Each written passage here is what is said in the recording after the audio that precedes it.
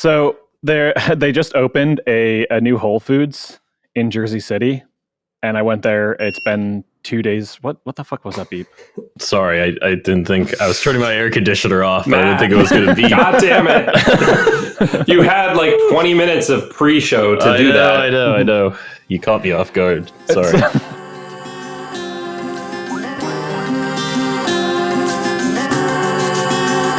I mean, like the best kind of urbanism is when you get to walk to Trader Joe's. Yes. I can vouch for that. Unfortunately, I am not that close to a Trader Joe's, but maybe someday. I do notice that city Trader Joe's don't go so over top with parking as a lot of other stores do, where like the shop right near me, they had suburban levels of parking, where the Trader Joe's probably had, only a couple hundred spots, which is still a lot, but it's a full ass grocery store where the ShopRite had like 500 stalls of parking. Yeah, it's actually interesting because the founder of Trader Joe's, I think his name was like Joe Coulomb or something, but he actually got it. Like he was just like, I'm not going to waste my money getting extra parking that people aren't going to use. Like that's the least efficient way to spend money on space that the store is going to be. So, he was always very conservative with the amount of parking. And, it's kind of a meme, especially in LA, where people will talk about like, oh, wow, Trader Joe's parking lots are never normal. Like, why do I go to Trader Joe's and it's such a small parking lot and I have to circle the lot 5 times? But it's like, it was all about that efficiency. That guy got it. Yeah, there's so many supermarkets here with absolutely no parking, but you still also end up sometimes with anything that's sort of on like the edge of a city, which probably still shouldn't have as much parking as it does, ends up having like a pretty big parking lot. And that seems to be an issue with like your Reve or Edeka type stores. I mean, once you get outside of the central ring, I'd assume that's when people start driving more, and then inside like the ring roads, usually a lot less people drive. Sometimes there is a lot of through traffic in a city that doesn't always make a ton of sense to me. And that's one of the problems that we have here in Heidelberg, is that there's one of the only ways to get over the river, the Neckar, is through the center of the city. Which adds a lot of traffic. That is the problem when you live in the mountains, is usually you built your town right in the middle of the mountain pass, and that's the only place you can put your highway.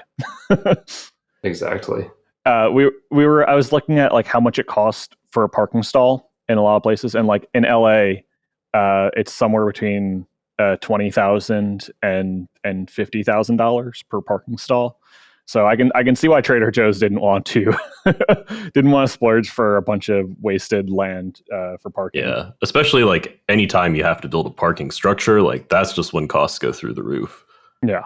Apparently in like San Francisco, because all of the earthquake requirements, like a parking stall can get up to $120,000, which is like the price of building an apartment. Yeah, well, not to plug myself too much, but I did make the video about the Walt Disney Concert Hall, and that was like the famous story of a $100,000 per spot parking garage. So, if you're interested in expensive parking garages, check that one out.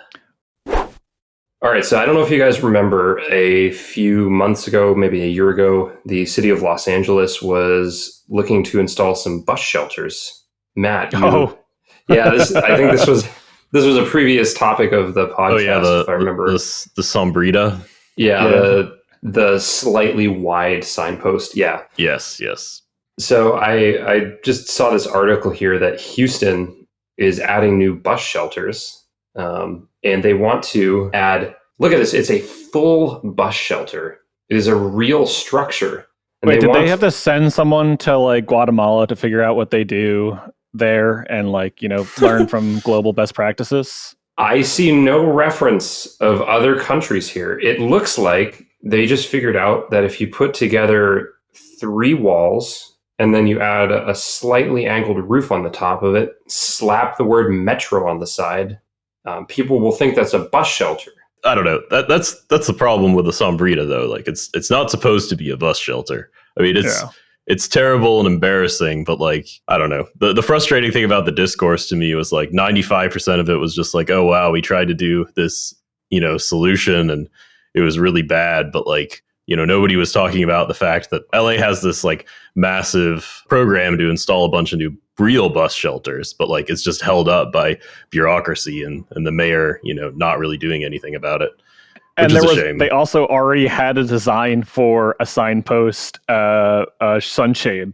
They literally had already paid money to make it. Yeah, and the funny thing about that was it was, made by Outfront and JC Deco, which were like the old contractor for the city of LA's bus shelters. However, the city, for multiple reasons, including this contractor not delivering on their promise to install more bus shelters, they ended up cutting ties with this contractor. So they went with another contractor called Transito Vector. And, now, since the old contractor owns this design for like the good Sombrita, now, we're not going to use it in LA, even though it was specifically designed for LA. So I think the only time that one's been installed officially is like a trial in Las Vegas. And that is a city that desperately needs more bus shelters and more real bus shelters. But like, if the option is nothing, the sunshade, which I don't have a picture of it right now, but you could just imagine it's like a Sombrita, but no holes in it and way taller, and it actually rotates to like so you can just cover put the sun you at your depending back. on the sun angle. Yeah, but it's just such a hilariously terrible situation on so many levels. Well, and it just blows my mind because I think Houston gets kind of a bad rep, but looking at this, their plan, and I have pictures, they're already doing it, is to install 30 shelters per month, 400 a year, 2,000 within the next 5 years. I think that is a reasonable goal, like one a day. And I don't understand why that just can't happen in other cities. Like these things don't look that expensive. It looks like something that if I was really desperate, I could mostly put together with parts. Yeah, I mean, like Matt was saying, is mostly bureaucracy. I think in general, if you go and buy these off the shelf, they cost somewhere between $10,000 and $20,000 to get a fully built one, and then you have to pay contractors. What are you paying? Like 4 laborers, a full day's worth of pay just to install one. So yeah, you're probably talking somewhere between $20,000 and $30,000 to install a shelter, which is not too much, but also you need enough sidewalk space for that. And I'm sure Houston is fine with like doing weird things to make like bump outs around it. I think they do, and it sounds like, according to the article here, what also helps is they're able to do a lot of this in-house. So they have a facility maintenance department, which is actually doing this, so they don't need to contract out all of the work. They have the truck, they have the crew. I'm assuming that they just need to get the shelters ordered, or I don't know how much of that they can fabricate themselves. I don't know. Like even if you do stuff in-house in cities these days, like there are so many cities that just have like severely understaffed DOTs where it's like, things that they thought were going to take 1 year is now going to take like 2 years. So hopefully they can deliver on the promise, though. I was actually in Houston recently, traveling for work, and I got to, for one evening, I headed down into the city and got to take the light rail and saw some of the other stuff there, and even just like going around the city for the other work activities. Like that city desperately needs more bus shelters. Like there's so many where it's just a post on the side of the road with no sidewalk. And it gets to 115 degrees. Yeah, and it's humid. So, hopefully they'll be able to figure it out. And Houston has a lot of, challenges, and the freeway widening project, the $45.9 billion, it's still moving along, which is really depressing, but they're doing some good stuff. They have a lot of townhomes. They have generally pretty good zoning compared to other cities, and it's what's keeping the city affordable. It's just going around, you can just see like, the freeways are massive. It makes California freeways look like nothing. Did you guys listen to the Big Dig podcast that recently came out? I don't think I did. Yeah, so if you haven't, definitely check it out. I think they released the first 5 or 6 episodes, and it's really super interesting because they go into kind of the fight against different parts of the Big Dig project and, some of the other freeway projects that were kind of, intertwined with it. There's a transportation engineer who was from the city, and he was really against any kind of highway expansion there. So, part of his career was just kind of fighting back against it. And it's interesting to hear about how he kind of like rose up in his like professional capacity, trying to fight freeway expansion and try to like, underground the central artery. But in doing so, he became like a key part of, building new highway infrastructure projects, which, had it even like, affects the MBTA until today. Like, you can tell that other things are just so grossly underinvested, compared to this highway project they built. Spent so much money just undergrounding one little segment of highway. Yeah. Did they talk about the MBTA also being saddled with some of the debt from the funding the big dig from MassDOT? I don't think they got to that yet. Okay, because it's pretty long though, so I might have forgotten. Okay. No, that makes sense. It's a small piece of it, but I think what ended up happening, to my memory, is that the debt which MassDOT took on to fund this project, the Big Dig, and a lot of it ended up getting put on the MBTA, and I don't know how they got away with that, but that left the lasting outcome that the MBTA was kind of paying interest payments for this massive interstate project. And I'd have to look up the details, but it was not good. And it's part of the reason they have such a massive maintenance backlog today. And what most people in Boston, I think is that this is all due to corruption, but it's more due to the fact that they just got screwed financially.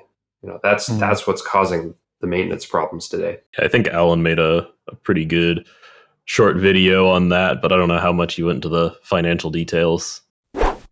You keep looking sideways. Is everything okay?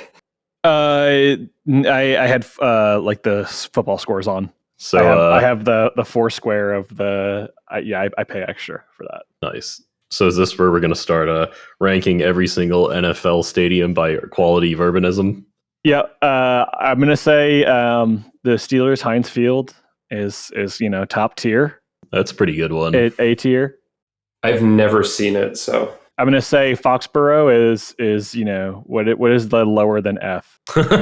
So I've been to Gillette, and I did actually take the train there, but that was an experience. I don't know if you know about this. The problem is it is, I think, 15 mile an hour, like almost accepted track. Like it is ka-clunk, ka-clunk, ka-clunk, and they haven't cut any of the branches. So all of the trees have grown into like the right of way. And so the whole time you're going super slow, the whole thing's banging down the tracks. And then there's just branches scraping. Like Foxborough is in the middle of nowhere. Yes, it is. It is a forest. There is nothing there. Yeah. Great place to put a stadium. I'm not sure if we talked about this already, but I'm definitely not a like put a stadium in the middle of your city kind of person.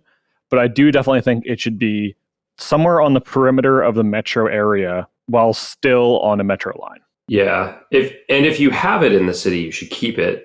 But if you need to build it, you should build it like somewhere with access, but it's not in the middle of nowhere. And exactly, Foxborough does have access. It's not even like to the end of the farthest MBTA line. The problem is just that the town itself was always so small that it never really had anything extra built there. Yeah. And that kind of brings in, they actually did turn that into a full. Oh yeah, there's a mall there, right? Well, I don't know about the mall, but they did turn that station into a proper station. Like when I was there, they were just trialing it. So they would only go down for the train, the games with the train. It was like a classic commuter train just to the stadium. Now they actually, I think, have hourly or bi-hourly service there, which is good, I guess. Because I think people do work there. On their 100-foot jointed rail tracks. Yeah, exactly. Every time it's like every time it goes between a section of rail, it's just a derailment until it comes back on again. Just riding on rocks half the time. Yeah, that's what it felt like. Oh god, it gets even better. I totally forgot about this. There are you can come in there from two directions. So one train comes from Providence and the other train comes from Boston. The platform is long enough for like two cars. So when you get off the train, you get off on the ballast a few hundred feet away from the the station, and it just goes down at like a 45-degree angle after Nice. like a yard. So you've got all these like drunk football fans just going along the tracks in the middle Rolling of the down night. the ballast. Yeah. Yeah, it was America's like finest infrastructure. exactly. It was like a 50% casualty rate. The gully below the ballast is just filled with dead Pats fans. Yeah, there's just like piles of Wes Welker jerseys down there. So a few days ago, I learned that Siemens has named their new high-speed rail train set for the United States. It's the American version of what they call the Valero Novo, and they're calling it the American Pioneer 220. America! Fuck yeah! That's not real. That can't be real. No, it is real. They are trying to compete with the Avelia Liberty from Alstom, and they have made a even more patriotic name, I guess. It's pretty easy to compete with a train that doesn't exist. Well, I mean, the Avelia Liberty does exist. It just I sucks. mean, it exists in our hearts and somewhere in a repair facility. I mean, they're in Philadelphia, just chilling there and not working. They're sitting there in a yard, like getting bird shit all over them, and there's like one or two in Hornell, New York, like because the windows were popping out of them during testing, so they had to bring them up there to like fix the windows. This is why in like the App Store, you don't choose to be a beta tester for the new app, because this is the first time that they have released this version of the TGV. We are like the beta tester for this fucking train set, and it's not like we're getting all of the problems. And then add on top of that the FRA regulatory shit and that they can't figure out, it's killing me. It's not all that difficult. And, Bombardier and Alstom have made a lot of trains in the US. It's not like this is the first fucking train they made in the US. Yeah, but back to the Siemens one, I definitely want to talk about this train because it's got some really interesting features. So from the webpage that they put up, which they didn't really advertise, I only found it because somebody sent it to me, but it really seems like they're trying to pitch this train first to Brightline West, which is building a high-speed rail line between Rancho Cucamonga, a suburb of LA, up to Las Vegas. So they want to pitch it for that, and then there's also rumors that California High-Speed Rail might be trying to do joint procurement with Brightline West. So this is like what they want to be the Brightline West and California High-Speed Rail train. So, they have this graphic that shows a comparison between the American Pioneer 220 and the competitors, which is evidently the Alstom Avelia Liberty. I just found it. It's really funny. Please go ahead. Yeah. So, in this table, they say American Pioneer 220, the top speed is 220 miles an hour, while our competitors is 150.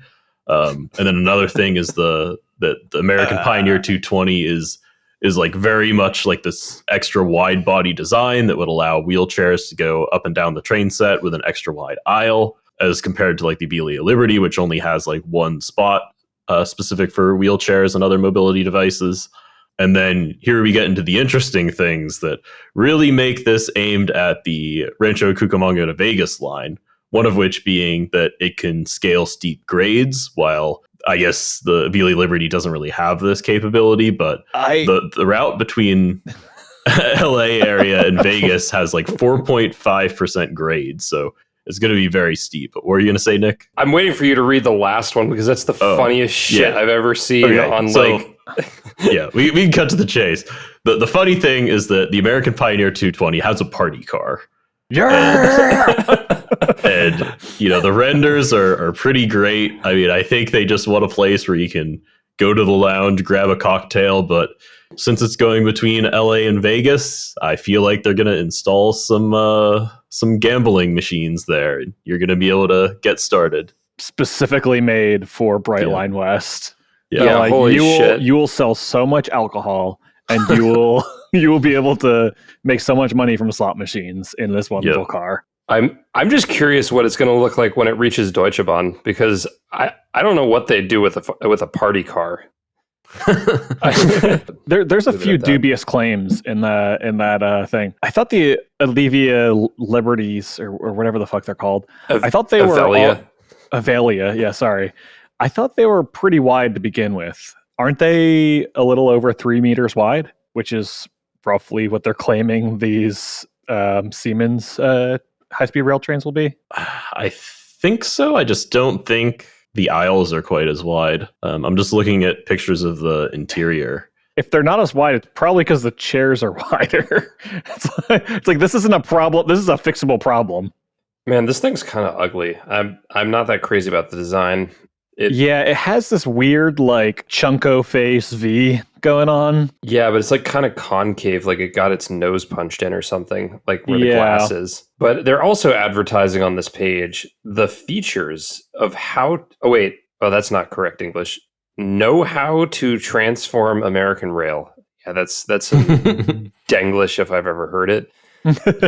Economic benefits. Every 1 billion spent on rail creates 24,000 jobs. Specifically, every $1 invested in rail creates $4 in economic benefits.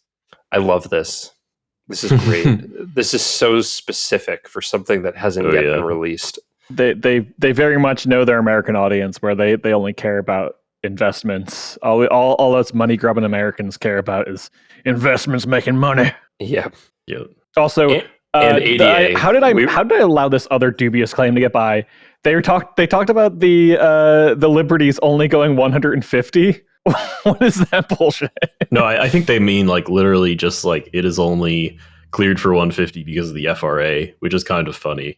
But it is funny because they don't care about going any faster because the Northeast Corridor does not allow them to go any faster. I don't think they really care. They're just trying to make their trains look as good as possible. This is something an intern put together. I'd almost guarantee you. Probably. They're like, look at these stupid French trains that can only go 150. Even though the second they do that, they put them anywhere else in the world, they're going to be cleared for like 200 miles an hour. Plus, they're so beautiful. Like from a styling perspective, I would take the new Alstom stuff over this any day. I think it looks terrible. Like the tilting cars like does not line up with the locomotive. Like how did they get come away on? with that? It's like talking about panel gaps on old Chrysler. Just look. I mean, like they could have just made it look good. Speaking about getting money by the end of the year, the Gateway project in New York City just got a ton of money. The projects that got funded were the Gateway Tunnel. So this was the new tunnels from the New Jersey Transit side into Manhattan under the Hudson River. Currently, there's 2 tunnels there, and they're going to make 2 more, which is desperately needed. As well as the Metro North Penn Access Plan, which is going to get Metro North trains into Penn Station, as well as an additional Metro North project, which is going to make 4 new stations in the Bronx, as well as rehabilitating all of that Northeast Corridor track right there. So a lot of it is like 2 or 3 tracks right now, and they're going to be putting back the 4 tracks. So it was originally 4 tracks on the Northeast Corridor in that area, and it's going to go back to 4 tracks. So after all of these projects are done, we will have 4 tracks from Trenton all the way up into Connecticut. I'm super happy that all this stuff is getting funded because having ridden a lot on the Northeast Corridor, there are a lot of things that need to be fixed. There's a ton of delays all the time. I used to commute from NJ Transit. I'd go through the Hudson River tubes, the North River tubes, and there was this one summer, they call it the summer of hell, because every single day there was some issue with the tunnels, and it was usually like the catenary just like getting tangled up in a catenary pole and then like ripping down like half of the catenary in the tunnel and then being like single tracked to get out of the tunnel. That sounds awful. Yeah, LA has been having a lot of issues with catenary. Well, actually it's not catenary, but like an overhead rail for the pantographs in our new regional connector light rail tunnel. Hasn't that been pulled down a few times already? Yeah. Well, like part of it was like improper installation by the contractor. And then another part of it was like somebody left a pin in the pantograph during maintenance and then didn't take it out. And then when the train went into the tunnel, it like ripped it down. So, bruh. Yeah. But they fixed it now finally after a few like partial fixes. Yeah, whenever there's an issue on the Northeast Corridor in New Jersey, that means like tens of thousands of people are not going home right now. That's a bummer. It makes me wonder how the Northeast Corridor electrification went so well from Connecticut up to Boston, like in the 90s, the one that they had to do. Because I just had always assumed that was always electrified. And I didn't realize until the past, I think, year or two that was a more recent project. And it wasn't a big thing. It just freaking happened. Yeah, it's because Amtrak did it in-house. I think the most interesting part to riders is going to be the 4 new stations in the Bronx, especially the Co-op City station, which is desperately needed. Co-op City does not have enough transit, and it's also like one of the largest bus ridership hubs in the Bronx. That's all Penn Station access, right? Yeah. Yeah, and it looks like they awarded the contract for that in 2021. Yep, they just didn't have the funding. Got it. Okay. The first time I had gone to New York, back when I lived in a small beach town, so I took the Northeast Corridor train, or the coast train up there without my parents knowing. And I didn't know about any of the trains, so you just walk out there and you're in like the Penn Station general area, which really sucks. And then you're like, where do I go? So you go to Times Square, and that really sucks too. And this was like over a decade ago, so it was even shittier then. So it's like my first experience of New York was like, wow, this place really is just ass. Yeah, it's funny. It's also it's funny how like having a good understanding of how urbanism and transit works changes how you look at a city, because I can't tell you how many people tell me all the time how like this city sucks, that city sucks. Oh my God, the city I'm from sucks. Usually all directed towards like Detroit or Philadelphia, even though they've maybe never been there. Yep. Also, like, yeah, going to New York City, I think the first time that I was ever there, it was pretty shortly after 9/11. So they still hadn't fixed a lot of stuff. I think this was like 2003. And there were still tarps over some of the buildings and stuff like that. And I remember my dad like hoisting me up to look through like a crack in the fence to see this big pit in the ground. But yeah. That was probably great for your lungs. Oh, yeah. Fuck. Didn't think about that, actually. Like, that explains the emphysema. Yeah. Damn. But yeah, it's like if you don't really understand like trains, and you don't really like understand like how different neighborhoods can be different, you definitely like roll into New York and just be like, this place, I hate this place. Or like, yeah, it's also very overwhelming. If you don't like have a good idea of how to get around. Yeah, no, and I think I was fortunate. The third time I was there, my dad is actually, despite being like kind of a Trump guy, is also huge into transit and completely got us around the city, like only using subways. Like we got to see all kinds of amazing stuff, and the city, it just felt nice. I think this was like 2015. You know, things were starting to get good there, or continuing to get good. And like there was just so much good food, so many things to see. We saw the High Line, which was absolutely mobbed. Like that was crazy. Right around the time, because I think a couple of years before that would have been like right when it was starting to open, and people that weren't starting to realize that it was really cool to be. Yeah, it was so green. It's like walking. I just remember the trees being super close in, and it just being cool, but like also thinking, why is it not wider? Like the place that you can walk on. Well, it's because it was for freight trains. Yeah. I don't know these things. This is me. This is me when I'm like 16. Oh, yeah. They made the aesthetic preference to put a lot of trees there, which was good. But if they didn't put as many trees there, it probably would be a little bit less crowded for 2 reasons. But on my trip there, I finally got to check out the High Line. You know, it was like years and years ago I learned about the project when I was in like high school, and I just thought it was really cool. So finally getting to see it after all these years was nice. It's one of those things that you can't really overhype it, so it always lives up to the hype. I did go to Little Island though, and like wasn't quite as good as the High Line. I mean, it's still neat. It's cool that you get a nice view of Lower Manhattan in New Jersey, but that park, you had to pay to go to it back during COVID. Oh, geez. Because they had like restrictions on how many people could go there, and it's also like owned by a corporation. Okay. So you had to pay like $8 to go to it. But it's not like that anymore. I'm just looking at this. I didn't even know that's what it was called, but I know of this project. Yeah, it is. It's a very like Hudson Yards-esque looking Yeah. Very like corporate and clean and sculpturesque. You talked about burrowitis. Yeah, I finally got the video out.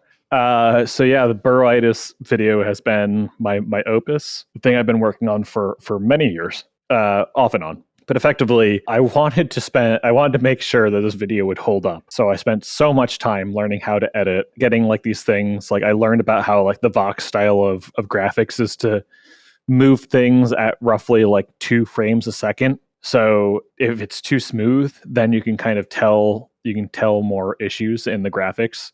So you have things move at 2 frames per second, and whether you do it perfectly or you do it not that perfectly, it still looks good. I also wanted to make sure that it was the right length because I wanted to make 3 in a row. So I want to make 3 10-minute videos, not one 30-minute video. So I kind of nailed it on that as well. You guys watch it? What do you think? I liked it. I liked it a lot, actually. And I'm not just saying that because you're here. Sorry. No, it's me with a gun at your head. Yeah. How'd you like it? Yeah, you actually, despite the different lighting, you don't realize he's actually behind me with a gun. No, we don't have the video of our. Okay, we can all see each other, Nick, Matt, and I, but we don't share this video. Yeah, that's fair. So viewers, you'll just have to imagine what we look like until we're famous enough to reveal what we look like. No, I really liked it. I thought that it was in depth, but not too in the weeds. And I actually also liked the visual style of it. Honestly, I learned something from it. And for me, at the end of the day, because I'm a nerd, that is the most important thing when I watch content like this. There was something different in there. It wasn't just like the same thing over and over again. So yeah, I recommend. Yeah, it was a great video. I just super informational. Learned a lot. Thank you. Yeah, and I'm curious to see the next one. I pulled it up on your page. I'm curious. Did it seemed to do pretty well viewership wise? Like how did you get a lot of subscribers from that, or was it mainly the people that are already? Yeah, so I think I got roughly 200 subscribers from that, which is it's fine for a 5,000 person YouTube channel. Yeah. And it got to like the upper level of like a non-viral video. So it's basically like everyone in my orbit saw it. It didn't go out in my orbit, but everyone in my orbit saw it. So that's usually a good sign that you kind of nailed the formula. So yeah, the next one's going to be on more specific issues with like certain towns. So it'll be more narrative, and I think it'll be a little bit more of a story rather than education specifically. So it kind of gets you into the mood of like, okay, this is how these issues play out in person. That seems like my bread and butter right there. So I'm curious to see how that goes for you, because it's something that my first video, which was like that, did very well. Because I think even though like the quality was crap, especially my audio, I supported it with like existing documentary footage, which I didn't do in some of my later videos of the same type, which I think really would have helped. But you can't always get the footage that you need. It doesn't always exist. Yeah. I spent many hours just like getting archival footage, and that still only covered like half my video. Like I could only cover like half of the video with archival footage. Well, sometimes, as the last thing I'll say about this, it feels like editing these types of videos for YouTube, it feels like you're putting up wallpaper, especially when you've already written the script, you've put up the frame, right? The wall exists, but you need to cover it with something so that people have something to look at. I feel like sometimes I run out of things to cover over my audio with. It's difficult because we're talking about subjects that are kind of abstract, as well as like, the narrative aspect of it. You're not on screen, where that's a lot of the points where you don't have B-roll. You would just do A-roll and like show yourself as a talking head, kind of like at the video. Yeah, and like none of us do that. Yeah, and I think we all look pretty normal, so we probably all could do that. But I think, like, for me, it's that I would never have a consistent background, and also it's the fact that I don't have good enough equipment to make it look right. I don't want to be known, so that's my thing. I could probably figure it out technologically. Body with a outline of New Jersey as a head. Yeah. I tried that out for 2 episodes. That I ended up being like, I'm not sure if I'm going to be an educational YouTuber, so you don't really need a character unless you're an educational YouTuber. Well, I'm curious, what's your thinking behind that? Like, do you just have the German fear of being known, which is why the data protection laws here are so strong? Or like, do you just not want the problems of it? I'm a software engineer by trade, so I think a lot of this comes from understanding, what people could do with your information, stuff like that, and just having this kind of like embedded fear of what people do when they know who you are. But also, I think it's like there was a really poignant thing someone said, and I don't remember who to attribute it to, but it was, I don't want to be famous but poor, and that was always the thing that like kind of hit me. It's like, I don't want to be famous and poor. I don't need people to know me and then have gotten nothing from it. So you might change your mind when you get something from it, or if you get something from it. Is that what I'm hearing? I mean, maybe if it makes my life a lot easier, being able to do a talking head, and then also being able to make money from it. Yeah.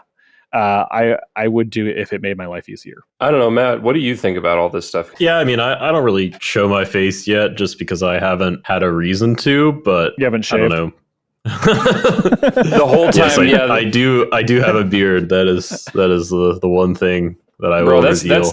That's more than a beard. That's that's like a forest. Dang. And you guys will never know. Oh yeah. But no, I mean, like, I just feel like I haven't gotten to the point where like me being a character in the videos would like add to the story. I mean, I think someday that could definitely happen, because I do kind of want to shift away from like, detailed explanation and informational videos to like something a little bit different. But, for now, I think it's better just to kind of narrate and have my footage. Yeah. The second you start to get drifting into like opinion and like, that kind of narrative aspect, like that's when you really want the A-roll, you really want the talking head, because there isn't really something to show behind that. And part of your connection with your audience is like, I'm giving you my opinion, like this is me. Mm-hmm. Yeah, and I think that's an important thing with something like, Alan Fisher or Reese Martin. I think their character is so important to the stories that they tell. Mm-hmm. Yeah, and I feel very much the same way, that at some point I would like to show my face, but it's just, I really have to wait for the right moment, and I want it to be a little bit of people are wondering before I do it. And yeah, no, I don't know. I don't think it's a little vain, but I think we're all vain. So yeah, of course. I mean, how vain do you have to be to think that you're good enough to make something and put it out on the internet for other people to see? That's true. That is definitely true. Yeah, so a while ago I made a video about the Pacific Surfliner, which is the train that runs from San Luis Obispo to Los Angeles to San Diego. Most of the trains are just between LA and San Diego, but it's actually the second most ridden Amtrak corridor in the United States after the Northeast Corridor, including all the services there. Insane. But yeah, I mean, it gets, well, at least before it had all these problems, it got a lot of riders. And, in the past couple years, there have just been a lot of issues with the tracks being near the water, with landslides under the tracks, landslides falling on top of the tracks. And, I just think it's really important that there needs to be a real effort to do something about this. We get billions of dollars of federal funding for the Northeast Corridor, all super important, much needed investments, but there really hasn't been nearly the same for the Surfliner. And a big part of that is just because the Surfliner is this kind of mess of ownership. There's different counties, different freight companies, all these different parties own different parts of the tracks. And in some areas, specifically San Diego County, the public agencies have been doing a good job making gradual improvements, but it's still not fast enough. And the rest of it is pretty neglected. So, I just kind of, went into all that, and hopefully people came away from it a little more informed. Yeah, so I'm like a transit nerd, so I kind of knew about like the fragmentation of California's like transit agencies. But I don't think I'm definitely like a very small subset of that. So I think it's very important for everyone else where to actually get the full scope of why this is so screwed up is Mhm. like all of these like competing factors. Yeah, and I also got something from it because I have rather intentionally or unintentionally kept myself in the dark about pretty much anything that goes on in California. So I did also find it interesting. And it also makes me wonder about like what other pieces of transit infrastructure are out there around the US that are also maybe susceptible to climate change or weather disasters that, are maybe the next ticking time bomb. Yeah, you also had a lot of like your footage from the Surfliner when you took it last. Yep. Like was that recent or? It was back in July. So it's actually kind of funny because most of the video focuses on portions of the track between Los Angeles and San Diego. But when I took the train, it was from LA to Santa Barbara, which is actually like the northern portion. Mhm. So kind of lines up though. I mean, it's all the same, just shots of the train going by the shoreline. There's segments that could be useful, like that are not running the full entire corridor. Mhm. Were there any like proposals to do that? What do you mean, like service or infrastructure wise? Like service to just run like part of the corridor, like a more frequent train on part of the corridor. Yeah, so that's kind of how it already works. I think right now it's 10 trains a day run between Los Angeles and San Diego, which is like the most frequent portion. But then once you get north of LA, it gets a lot less frequent. Like there are more trains to Santa Barbara, even less to San Luis Obispo. And a lot of this has to do with just like, where it shares the tracks with freight. Like they don't have as many slots available, and there aren't as many sidings as they would like to have to, be able to negotiate more service from the freight companies. So they're kind of limited by that. Granted, like, there is a lot of low hanging fruit, like different siding projects, double tracking projects that different agencies could do to be able to, get more service north of Los Angeles. But at least in my opinion, like making the portion between LA and San Diego is like really good is probably the priority. But yeah, I mean, they definitely need to fix the northern part too to make it better. But at least for my video, I focused on the southern part because it's been getting the most attention lately because of all the collapses and track issues and stuff. People building mansions right on the top of the cliffside and falling in. And then probably complaining about how they have to be next to a rail line. Yeah. Yeah, I guess there is a small subset of loud anti-rail people down in Orange County where they think that the rumbling trains are what is causing the landslides.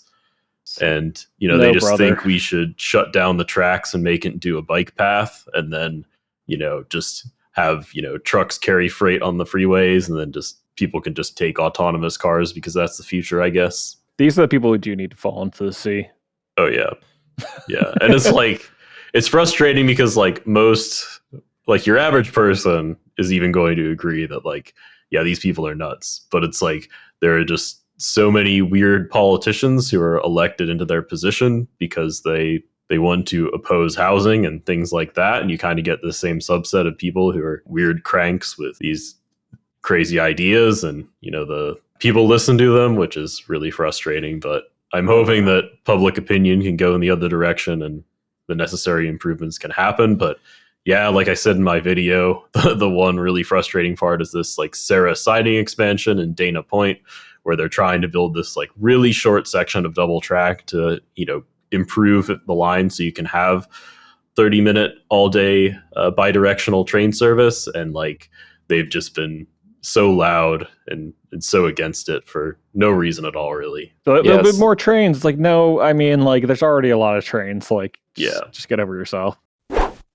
Yeah, so I will just talk about my latest video, a hidden cycling paradise in Germany.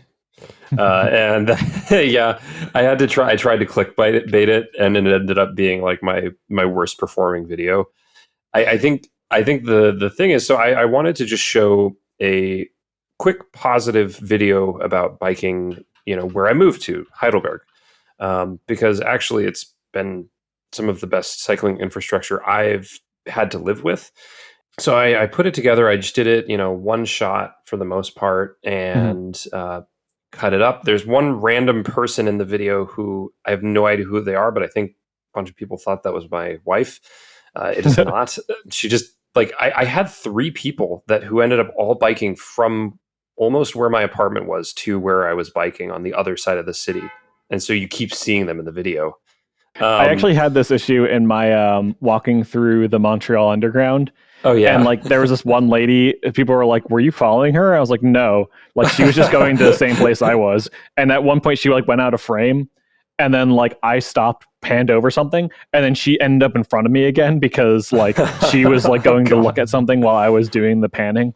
Yeah, no. So I ended up filming it. I wanted to challenge myself to get something out quickly, and which I didn't talk for ever. So something pretty short and to the point. And I did, and I think the algorithm also didn't like that. But also, the people that lived here were like, "How dare you say something nice about Heidelberg?" I got all these comments in there from people who lived there, who like thought that I was like trying to derail all cycle advocacy progress in the city of Heidelberg because I said something nice about the place.